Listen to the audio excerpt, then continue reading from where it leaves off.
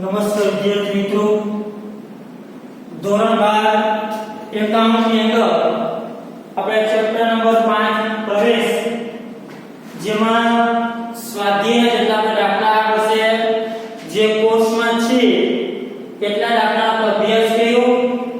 ત્યાર પછી ઉદાહરણ નંબર 24 જે આપણે અભ્યાસ કરવાનો છે એટલા માટે કે આમાં જે મેથડ આપણે જે નો વાળી છે, નવ પ્રમાણે ત્યાગનું પ્રમાણ છે, મેથડ જે બાકી છે એ મેથડ આમાં આવી જશે. બરાબર છે? એટલા માટે આપણે દાખલો ગણીએ છીએ.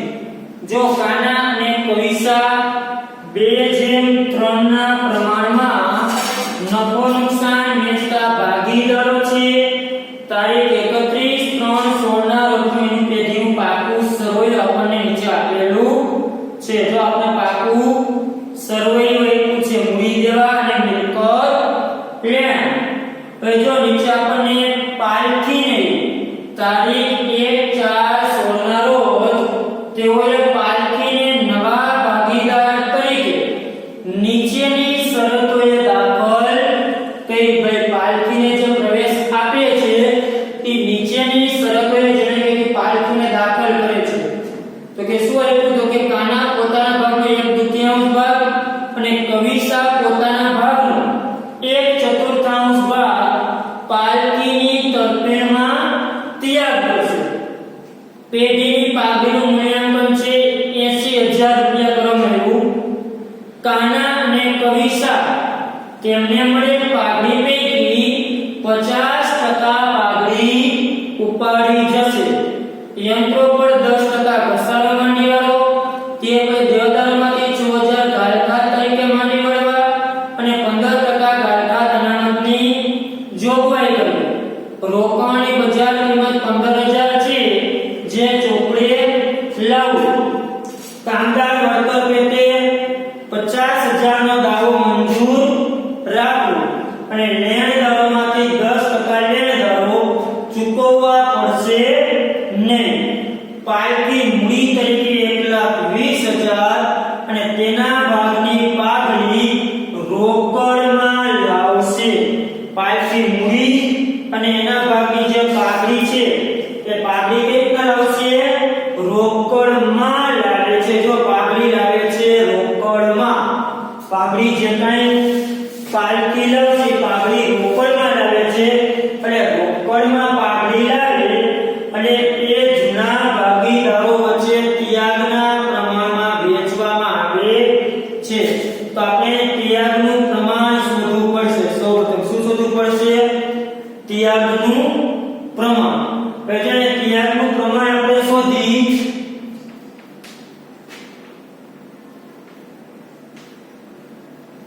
કે ભાઈ ત્યાગનું પ્રમાણની આપણે ગણતરી કરી છે. કેમ કે જે પાઘડી લાવે છે પાલખી, અને એ પાલખી કેવી રીતે લાવે છે? બધી જ પાઘડી રોકડમાં લાવે છે. કેવી રીતના લાવે છે? રોકડમાં. આપણે જે 4 ખાતા બનાવી આપણે ખાતા તૈયાર કરી નાખ્યા છે. એ પાઘડી રોકડમાં લાવે છે. સૌથી આપણે પહેલા મૂડી લખી નાખી. તો કે મૂડીની બાકી જમા બાજુ લખી નાખી, બાકી આગળ લાવી. કાનાની 80,000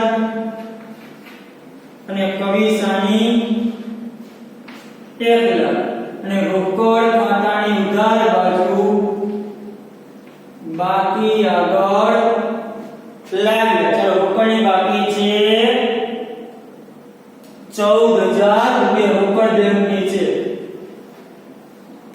પછી જો આપણને પાઘડી જે છે પાલખી, એ પાલખી પાઘડી રોકડમાં લાવે છે. કેવી રીતના લાવે છે પાલખી પાઘડી?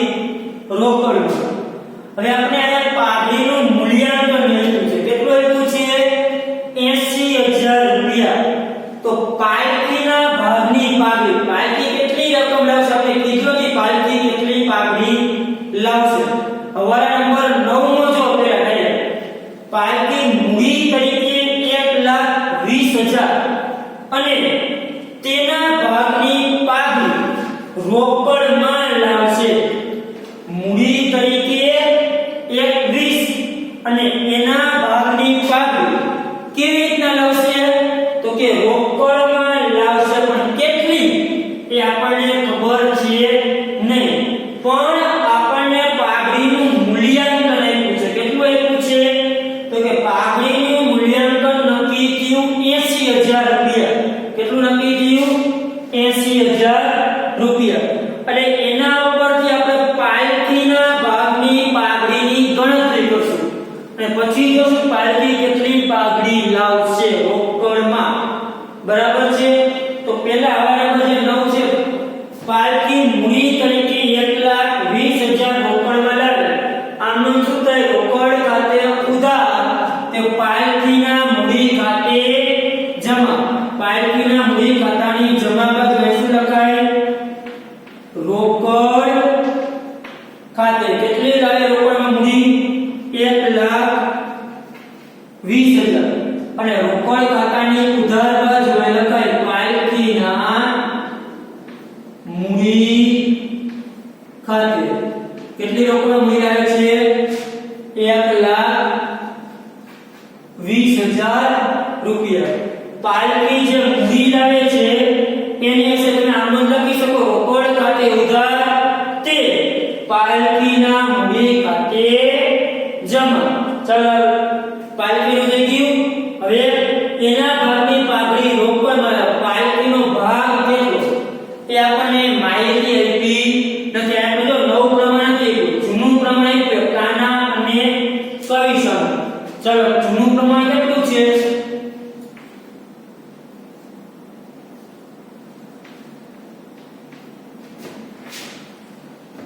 તો કે કાના અને કવિસમ જો આપણે જૂનું પ્રમાણ આપ્યું છે 2:3 જૂનું પ્રમાણ કેટલું આપ્યું છે 2:3 હવે પાલખીમાં આપણે નવ પ્રમાણ છે કોણ કેટલો ભાગ પાલખી પાસેથી મેળવશે એવું આપણે કીધું નથી પણ અહીંયા આપણને કીધું કે કાનો રહ્યો કાના ઈ પોતાના ભાગનો 1/2 ભાગ અને કવિસરે ઈ પોતાના ભાગનો 1/4 ભાગ ત્યાગ કર્યો છે હવે આ બેનો જીનો નાનો થાય 2/5 આનો ભાગ થાય 3/5 હવે કાના ત્યાગ કેટલો કર્યો છે કાનાનો ત્યાગ તો કે કાનાનો ત્યાગ શોધો તો કે જો શબ્દ શું છે માંથી છે કે નો છે તો કે શબ્દ નો છે શું છે નો કે કાના પોતાના ભાગનો એના ભાગનો 1/2 દાખલા તરીકે 50 હોય અને એના ભાગનો 1/2 ત્યાગ કેટલો કઈ હોય 25 જો માંથી સમજી 50 નું જૂનું પ્રમાણ કે કાના પોતાના ભાગમાંથી 25 ત્યાગ કરે છે તો ડાયરેક્ટ ત્યાગ આપ્યો કહેવાય જ્યારે નો શબ્દ હોય તો કયો શબ્દ હોય નો ત્યારે ત્યાગ શોધવો હોય આપણે ત્યાગ કોઈ કાના નહીં હોય એ પોતાના ભાગનો 1/2 ભાગ ત્યાગ કરે છે અને એનો ત્યાગ છે એનો જૂનો ભાગ 2/5 ગુણ્યા એના ભાગ કેટલો ત્યાગ કરે છે 1/2 2 * 2 5 * 10 તો કાનાનો ત્યાગ કેટલો થશે 2 એવી રીતે શોધી કવિસાનો ત્યાગ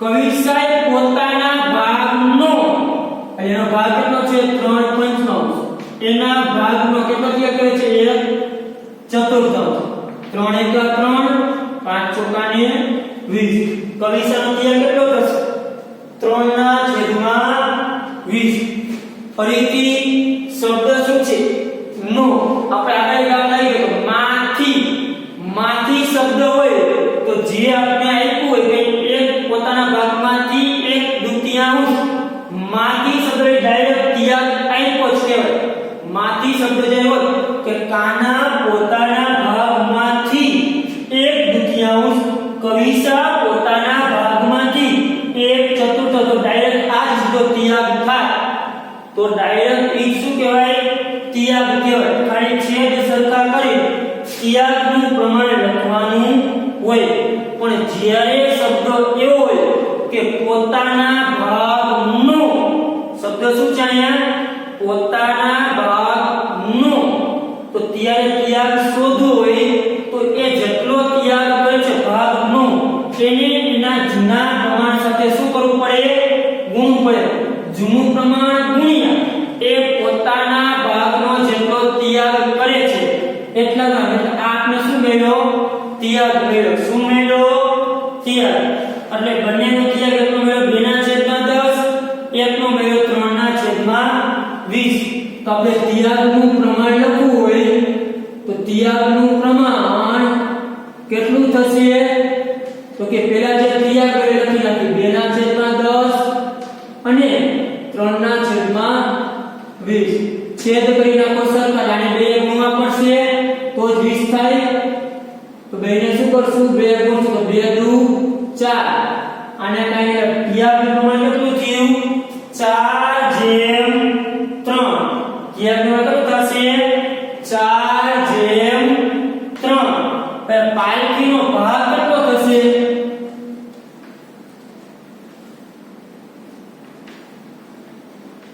પાલખીનો નવો ભાગ તો કે પાલખીનો ભાગ આ બને જેટલો ત્યાગ કર્યો હોય એટલો પાલખીનો નવો પેઢીમાં ભાગ થઈ બેના ત્યાગનો શું થાય સરવાળો થશે. શું થશે તો કે પાલખીનો ભાગ આપણે શોધવો હોય તો જૂના ભાગ આપણે જેટલો ત્યાગ કર્યો એ ભાગ કેને મળે છે પાલખી. એટલે કે એનો ભાગ આપણે શોધીએ તો જૂના ભાગીદારનો કરેલ ત્યાગનો સરળ કાનાનો ત્યાગ પ્લસ કવિ સંખ્યા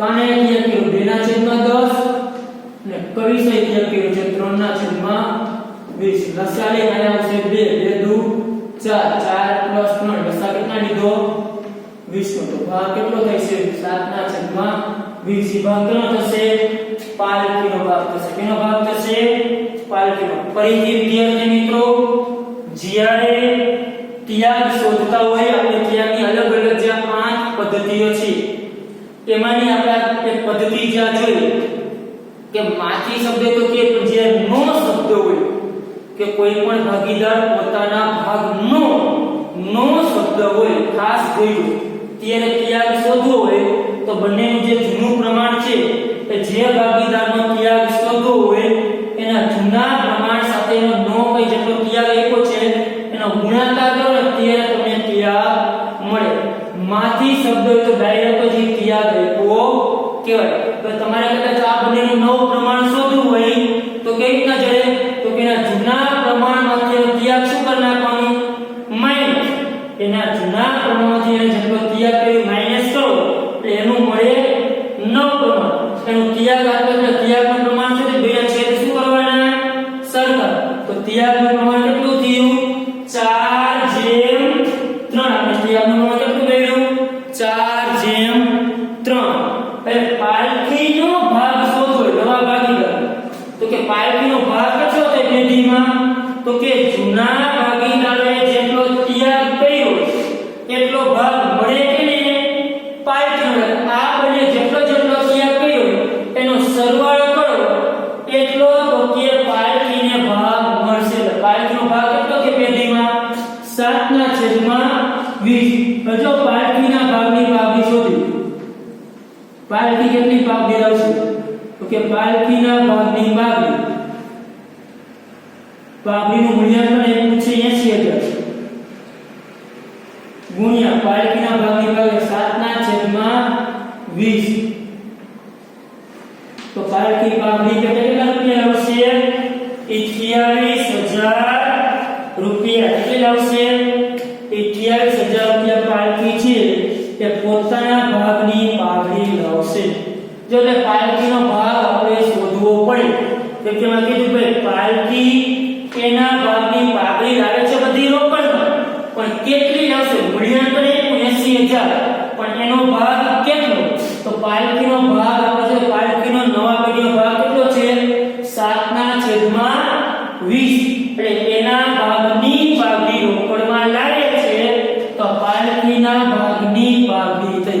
પાલખીના ભાગની પાઘડી કેટલી થઈ 28000 રૂપિયા કેટલી થઈ 28000 રૂપિયા પાલખીના ભાગની પાઘડી થઈ હવે આ પાઘડી પાલખી કઈ રીતના લાવે છે બધી જ પાઘડી રોકડમાં લાવે છે કઈ રીતના લાવે છે રોકડમાં બરાબર છે વિદ્યાર્થી ખાસ આઈએમપી દાખલો છે આ શબ્દ સમજો નો શબ્દ ત્યારે શું કરવાનું હવે આ ત્યાગ મેળો માં માટી શબ્દ ડાયરેક્ટ બેનો સરળ કે સીધું જ એનું નવ પ્રમાણ મળી ગયું સીધો શું કહ્યું તો બંનેનો સરળ અને જે હતું ડાયરેક્ટ ત્યાગનું પ્રમાણ જ હતું અહીંયા પહેલા ગુણી પછી ત્યાગ શોધ્યો એ તમારું શું થયું છેદ સરખાવી ત્યાગનું પ્રમાણ અને નવા ભાગીદારનો ભાગ જોતો હોય તેનો તોલા બે જેટલો તે કે મહિનો કરવાનો સવે પાઘડી આપણે આમન કર્યું તો પાઘડી કઈ કરાવે છે રોકડમાં તો પહેલી નંબર રોકડ ખાતે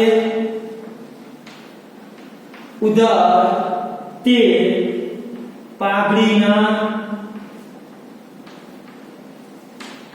પ્રીમિયમ કેટલા રૂપિયા 28000 બીજી નંબર તો કે પાઘડીના રોકડમાં લાગે બીજેનો શું થાય પાઘડીના પ્રીમિયમ ખાતે ઉધાર તે જૂના ભાગીદારના મૂલ્ય તે કાનાના મૂડી ખાતે અને તે કવિસાના મૂડી ખાતે 28000 ને ત્યાં પણ લખશું 4:3 ના પ્રમાણ તો ચોકે ચોકે 16 અને આના થશે 12000 તો કે જે પાઘડી છે તે ત્યાગના પ્રમાણમાં વેચવાની થાય 16000 અને 12000 કાનાના મૂડી ખાતે અને કવિસાના મૂડી ખાતે અત્યારે જ્યારે પાઘડી રોકડમાં લાગે ત્યારે આપણે કે પાઘડી રોકડ બે આમન થાય પહેલી રોકડ ખાતે ઉધાર છે પાઘડીના પ્રીમિયમ ખાતે જમા બીજી આમન છે પાઘડીના પ્રીમિયમ ખાતે ઉધાર તે જૂના ભાગીદારના મૂડી ખાતે જમા પાઘડી વેચે છે કયા પ્રમાણમાં ત્યાગનું પ્રમાણ શું છે આપણે શોધ્યું 4:3 ચાલીને અસર આપે રોકડ ખાતાની ઉધાર બાજુ તો કે પાઘડીના પ્રીમિયમ ખાતે કેટલી પાઘડી છે 28000 રૂપિયા અને બીજી અસર ક્યાં આવશે તો કે બીજી અસર આવશે મૂડી ખાતાની બીજા રોકડ પાઘડી ખાતું છે ને અને બીજું આને વેચવી પાઘડીના પ્રીમિયમ ખાતે જૂના ભાગીદારને મળે 16000 અને 12000 રૂપિયા ચાલો એટલે આપણે પહેલો અને બીજો લઈ ગયો ત્રીજો કાના અને કવિસા તેમને મળેલ પાઘડીમાંથી 50% પાઘડી ઉપાડી જશે 50% પાઘડી શું કરશે ઉપાડી એટલે બેન જાય રોકડ કે બેન એટલે મૂડી ખાતે ઉપાડી કે મૂડી ખાતે શું કરવાનું વિરુદ્ધ બાજુ લખવાનું બેન ખાતે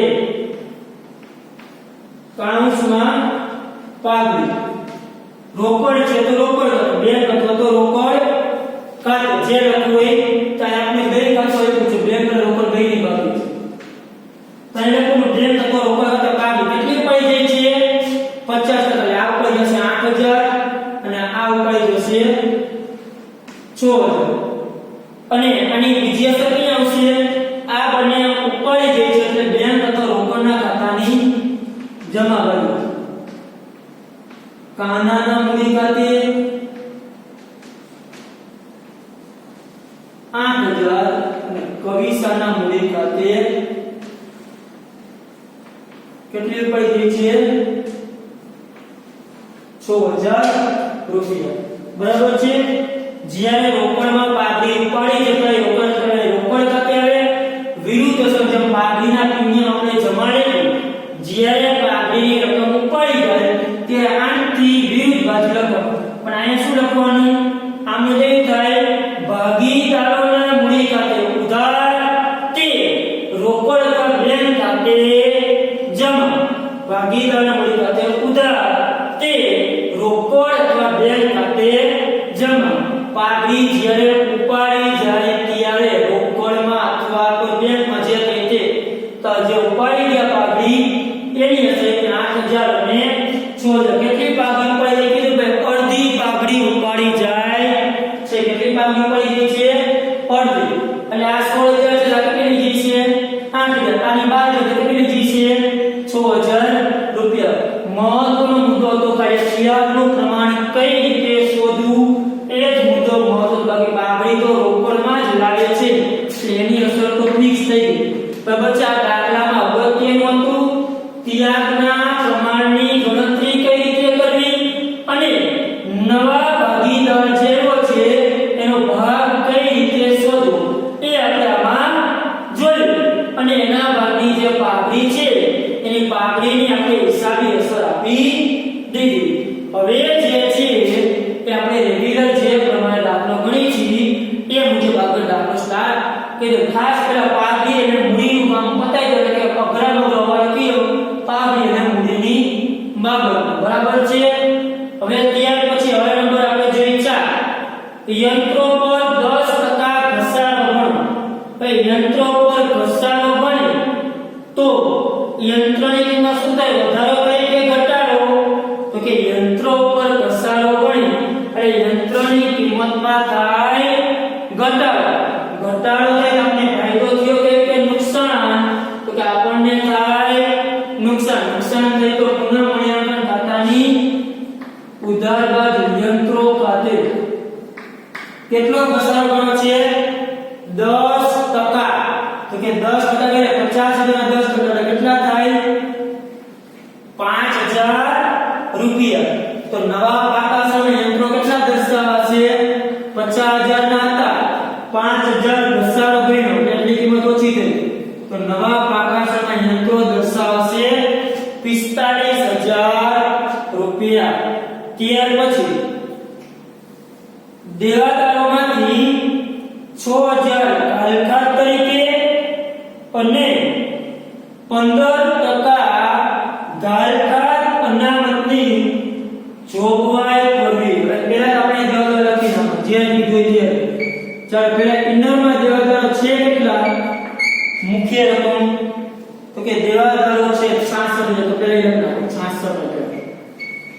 ચાલો ગાલખાત કેટલી ગણવાની છે તો કે ગાલખાત આપણે કીધી છે 6000 તો માઈનસ કરો ગાલખાત દવા કેટલી છે 6000 કેટલા લીધા 60 પછી બાદ કરો ગાલખાત અનામત 15% કીધી છે ને 6000 ના 15% કેટલી થશે 9000 આ ઉત્તરમાં જશે 51000 રૂપિયા હવે આપણે અસર આપી ગાલખાત હવાલાની 6000 ગાલખાત અનામત આવ્યું 9000 રૂપિયા બંને આવે કઈ બાજુ દેવાદારની કિંમત ગાલખાત અને ગાલખાત અનામત શું થઈ ઓછી થઈ આપણી મિલકતની કિંમત શું થયો એટલો ઘટાડો મિલકતની કિંમત ઘટે તો આપણને ફાયદો થાય કે નુકસાન તો કે આપણને થાય નુકસાન તો કે નુકસાન એટલે ઉધાર પર પહેલાથી ગાલખાત ખાતે હવે જો આપણે ગાલખાત અનામત આપ્યું છે પેલા ખાસ કે જો અહીંયા ગાલખાત અનામત આપ્યું છે તો કે આ જો મૂડી કે બધું આપ્યું છે કેટલું આપ્યું છે 3000 રૂપિયા ગાલખાત અનામત આપ્યું છે તો ગાલખાત 6000 ગઈ એમાં 3000 આવી છે તો આપણે રાખવાની ગાડી કેટલી થાય 3000 પછી ગાલખાત અનામત ઈ તો કેમ કરો તો પૂરું થઈ ગયું તો બધું જ રાખવું પડશે કેટલું છે 9000 રૂપિયા ગાલખાત અને ગાલખાત અનામત પણ જે ગાલખાત અનામત આપણને આપ્યું હોય જૂનું એ તમારે ગણ્યામાં એકમાંથી બાદ કરી નાખવાનું જ્યારે 6000 ગાલખાત ગણવાની થતી હતી આપણે 6000 નથી લખી શા માટે તો કે આપણને 3000 ગાલખાત અનામત આપ્યું છે એટલે 9 ખાલી કેટલું રાખવાનું થયું 3000 રૂપિયા 6 થઈ પણ 3000 આપ્યું એટલે એ ગાલખાત અનામત આપણું નહીં ત્યાર પછી છે રોકાણની બજાર કિંમત 15000 છે જે ચોપડે લાવવું એટલે ચોપડે કે રોકાણો જે છે એ નવા પાકા સોમાં કેટલી કિંમત દર્શાવવાના 15000 કે રોકાણની બજારમાં કિંમત 15000 છે એ તમારે ચોપડે લાવવાની છે કે નવા પાકા સરવૈયામાં રોકાણ દર્શાવવાના કેટલા 15000 રૂપિયાના કેટલા દર્શાવવાના છે 15000 રૂપિયાના હવે આગળ હવે રોકાણ આપણે આપ્યા છે કેટલા આપ્યા છે 30000 રૂપિયા કેટલા આપ્યા છે 30000 નવા પાકા રોકાણ દર્શાવ્યા કેટલા 15000 તો રોકાણની કિંમત શું થયું તો કે 15000 નું રોકાણની કિંમતમાં થયો ઘટાડો કેટલો ઘટાડો થયો 15000 રૂપિયા હવે આપણે જો રોકાણની કિંમત આપણને આપ્યું છે તો કે આ કેટલું આપ્યું છે 12000 રૂપિયા પછી જો રોકાણની કિંમત ગઈ હતી 15000 આપ્યા હતા 30 લેખા કેટલા નવામાં 15000 રોકાણની કિંમત ઘટાડો કેટલો થયો 15000 રૂપિયા એ 15000 નો જે ઘટાડો થયો એમાંથી 12000 રૂપિયા રોકાણ નામત આપ્યું છે તો 15000 માંથી 12000 રોકાણ નામત ખાતેથી માંડી લો તોય હજી કેટલા પૈસા તોય હજી 3000 પૈસા આપણી પાસે પડ્યા હતા કેટલા 12000 રૂપિયા કેટલા પડ્યા હતા 12000 નામત પડ્યું અને ઘટાડો કેટલો થયો 15000 તો આ 15000 નો ઘટાડો જે થયો એ 12000 કાંઈથી લીધો તો હજી આ કેટલા ઘટે 3000 રૂપિયા હવે જે ઘટ્યા તેમ છતાં કે ભાઈ રોકાણ આપણે જે અનામત ભેગું કર્યું 15000 માંથી અનામતમાંથી 12000 રૂપિયા લીધો તોય હજી 3000 ઘટે તો આપણે જેટલા રૂપિયા પડ્યા હતા ઈ તો દઈ દીધા ખીચામાં તેમ છતાં હજી 3000 ઘટે છે તો હજી જો ઘટતા હોય ને તો ઈ રકમના પુનઃ મૂલ્યાંકન ખાતે ઉતરશેના ઘટાડો છે રોકાણો ખાતે જો આ અનામત વધતો હોય અને જેટલું વધે ને એટલું જ વેચે માની લે કે રોકાણ ઘટાડો 6000 નો થયો તો 6000 મળે 6000 અહીંયા વેચે પણ અહીંયા તો ઘટાડો કેટલો થયો 15000 એટલે કે જેટલું અનામત છે એના કરતાં વધારે કિંમત ઘટી એટલે અનામત તો શું થઈ ગયું નહીં હવે અનામત વેચવાનું થશે નહીં એટલે જેટલો જે ઘટાડો ઘટે છે એ પણ આપણે દર્શાવ્યું ત્યાર પછી કારીગર વળતર પેટે 50000 નો દાવો મંજૂર કરવો તો જો કારીગર વળતર દાવો મંજૂર કરવા પહેલા કીધું પહેલા મૂકી દો વિગતમાં કારીગર વળતર દાવો કેટલો છે 50000 પહેલા એ દાવો લખી નાખો જો કારીગર વળતર દાવો લખી તો 50000 હવે એક જો અકસ્માત વળતર ફંડ આપ્યું છે કારીગરનું તો કિયા વળતર ફંડ કેટલું આપ્યું છે 40000 દાવો કેટલો થયો 50000 દાવો વધારે થયો આપણે અનામત કારીગર કેટલું કહ્યું ખાલી 40000 રૂપિયા જો આ દાવો 30000 રૂપિયા થયો તો એ વળતર ફંડમાંથી દાવો માઈનસ કરી અને પછી જેટલા રૂપિયા વધે એ આપણે વેચ નીકળતા પણ એ કારીગર વળતર ફંડ છે 40000 અને દાવો કેટલો થયો 50000 રૂપિયા એટલે કેવો થયો વધારે થયો ને આ દાવો કેવો છે વધારે તો હજી 10000 ઘટ્યા તો ઘટે તો એ લખવાનું પુનઃ મૂલ્યાંકન કારીગર વળતર ના દાવાની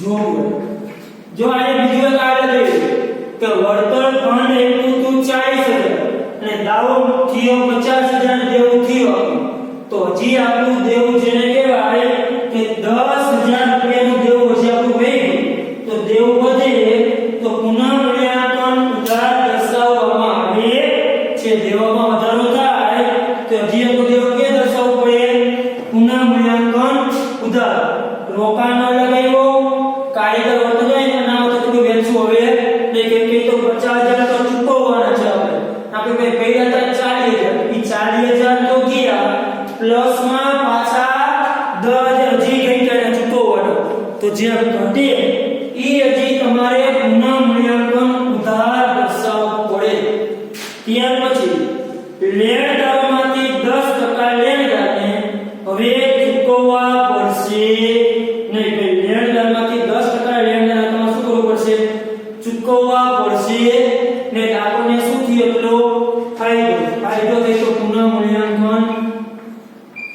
જમા લેણદારો ખાતે કેટલા નહીં ચૂકવવા પડે 10%. 50 માંથી 10% કેટલા થાય? એનો મીનિંગ કે 5000 ના લેણદારો આપણે ચૂકવવા પડશે નહીં. અને લેણદારોની કિંમતમાં ઘટાડો આપણે કે ભાઈ તો લેણદારો દર્શાવશું કેટલા?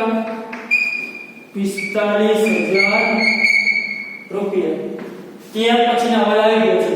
હવે તો પાકા સભ્યનો નિકાલ. ચાલો પહેલા મૂડી દેવો છે. મૂડી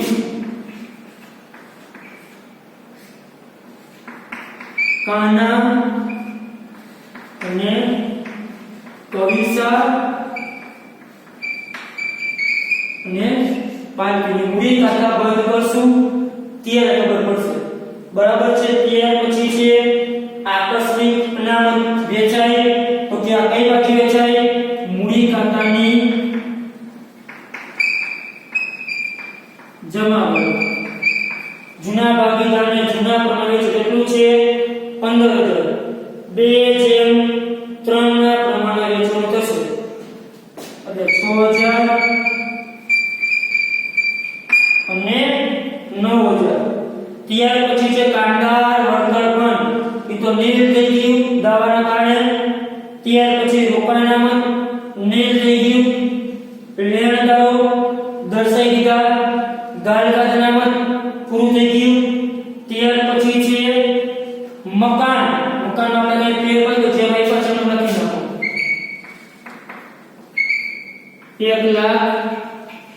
1,10,000. ત્યાર પછી પીએમઓ જે દર્શાઈ દીધા. ત્યાર પછી છે સ્ટોક. સ્ટોકમાં આપણે કઈ પેર કર્યું તો સ્ટોક છે એમાં દર્શાઈ દીધું. કેટલો છે? 30,000 રૂપિયા. ત્યાર પછી દેવાદારો દર્શાઈ દીધા. બેંક અને રોકડ ખાતામાં લખ્યું. અને ત્યાર પછી છે રોકાણ. એ પણ દર્શાઈ દીધા. દાખલો થઈ ગયો પૂરો. તો આ દાખલો જે પૂરો થઈ ગયો આમાં તમારે ખાતા બંધ કરતું જવાનું. પહેલા પૂર્ણ નિયંત્રણ ખાતું બંધ, પછી મારા મૂડી ખાતા બંધ, નફો આવે એટલે ચાલો પૂર્ણ નિયંત્રણ ખાતું બંધ કરીએ. એટલે આ બધું થાય છે કેટલા છે? 5 ને 3 8 17 ને 20 ને 10 30,000. ચાલો બંને બાજુ લખી નાખો. તો કે કેટલો નફો આવ્યો? સોરી ખોટ આવી ને કેટલી? 25,000 રૂપિયા. આ ખોટ કાના અને કવિસા વચ્ચે શું કરવાની? વેચવાની. 2:3 ના પ્રમાણે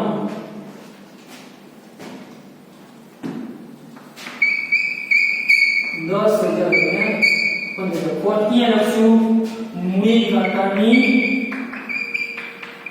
ઉધાર બાજુ ખોટ 10,000 ને 15,000. ત્યાર પછી કરવાના મૂડી ખાતા બંધ. ચાલો 20 તો બંને બાજુ સરખો જ આવે. અહીં લખી નાખવાનું બાકી આગળ લઈ ગયો. ચાલો આનો કોઈ 12 ને 9 21 80 ને 10 90 ને 96 ને 96 1,02,000. આ બાજુ મૂકી 1,02,000. 1,02 માંથી 18,000.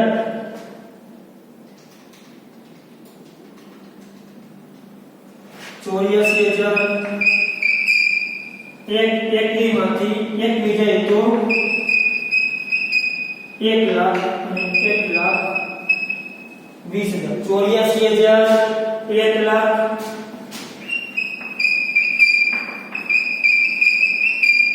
ને 1,20,000. કરना તો સરળ 2 20 80 3,04,000.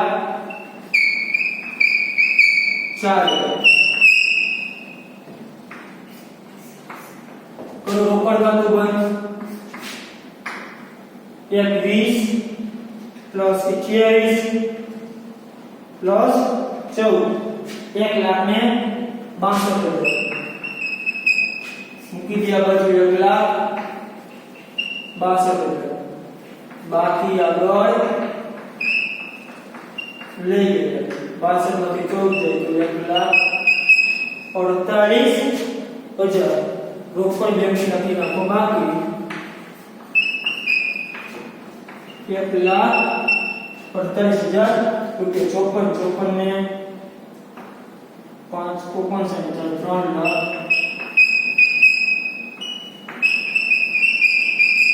99,000 થશે બરાબર છે બંને બધી ટોટલ કરી નાખજો આ દાખલામાં કઈ નો સમજાય તો પૂછજો અને આપણું ચેપ્ટર નંબર 5 જે વિષય પ્રવેશ છે એ ચેપ્ટર આપણું અહીંયા પૂર્ણ થાય છે બરાબર છે આ ચેપ્ટરમાં